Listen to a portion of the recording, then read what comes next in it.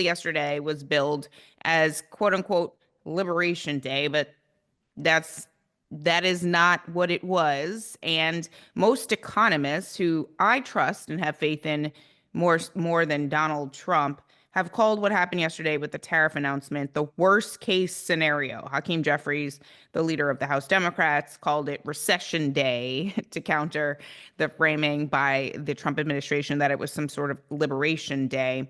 They didn't offer really any specifics, which is the problem because then businesses can't plan for the future. So the markets were down and people are feeling really uneasy about the fact that it seems like there are no adults around Trump who can change his mind about his obsession with tariffs and implementing tariffs on countries, including our allies all across the world.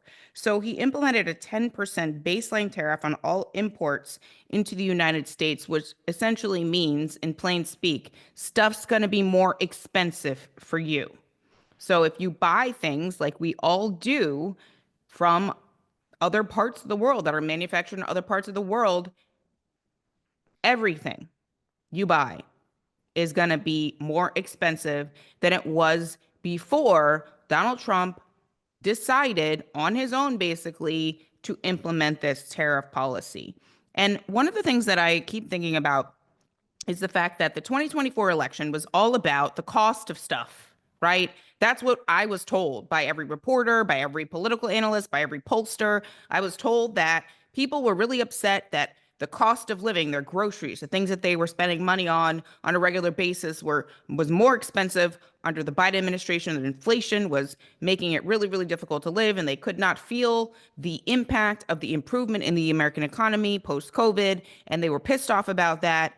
Joe Biden's poll numbers were down, his approval rating was down, and the Democrats lost the election both in the presidential level and also in both chambers of Congress as a result to the cost of living being too high, and people wanted to change to Donald Trump because he promised on day one to make everything cheaper.